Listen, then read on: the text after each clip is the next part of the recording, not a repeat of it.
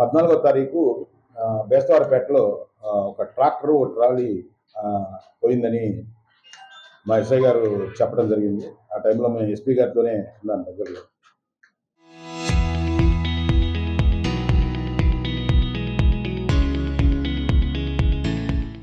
So ఇమీడియట్గా SP గారు కూడా చెప్పడం జరిగింది. ఇమీడియట్గా దాన్ని కేసు రిజిస్టర్ చేసాం.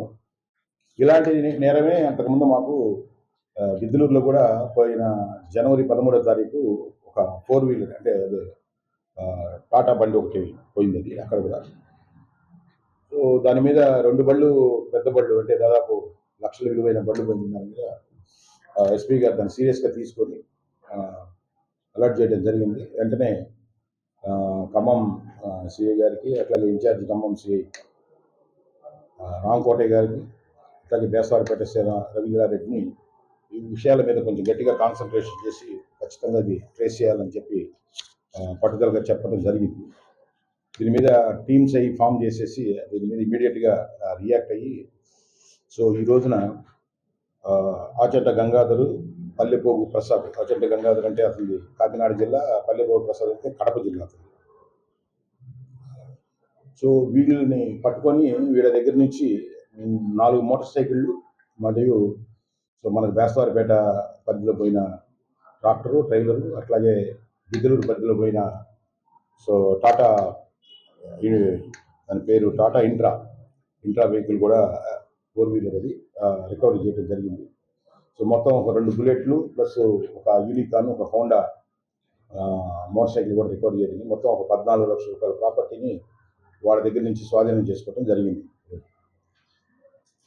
సో ఇది ఇంతకుముందు కూడా ఈ నేరస్తులను ఇప్పుడు విచారించినప్పుడు వీళ్ళు అంతకుముందు కూడా మన ఖమ్మం పోలీస్ స్టేషన్, గిద్దలూరు కానీ, డోర్నాల కానీ, గుంతకల్లు చుట్టుపక్కల ఇక్కడ మరియు బేతంచెర్ల, తర్వాత పులివెందల ఈ చుట్టుపక్కల కూడా వాళ్ళు అనేక నేరాలు పాల్పడినట్టు జరుగుతుంది.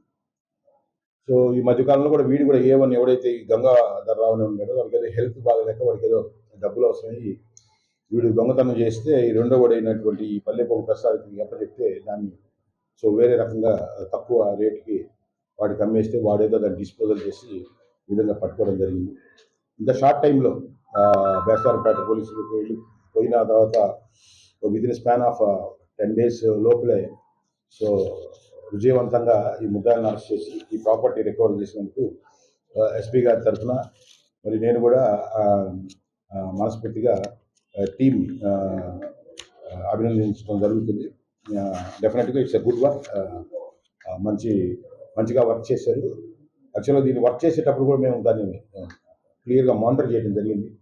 ఆ డీటెయిల్స్ ఎలా అంత ఫాస్ట్గా మేము రియాక్ట్ అయ్యేదానికంటే కూడా సో ఇప్పుడుండే రీసెంట్గా ఉండి మేము కొన్ని చర్యలు తీసుకోవడం జరిగింది. ఈ శాంతి భద్రత పరీక్షల విషయంలో కానీ నేరాలు మానిటర్ చేసే విషయంలో మేము ఈ మధ్య కొన్ని టెక్నాలజీని మేము అడాప్ట్ చేయడం కూడా జరిగింది. టెక్నాలజీని కూడా దీంట్లో చాలా బాగా వాడుకోవడం జరిగింది. వాడుకున్నందువల్లే దీన్ని ఇంత త్వరగా ఛేదించడం జరిగింది. సో దీంట్లో ఉండే పార్టిసిపేట్ చేసిన అధికారికి ముఖ్యంగా పిసి శ్రీనివాసులు అని ఇక్కడ ఉన్నాడు, Bestavaripeta Srinivasulu.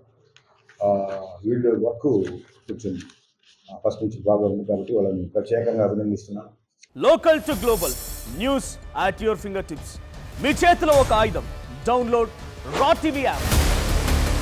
Media legend Ravi Prakash is back.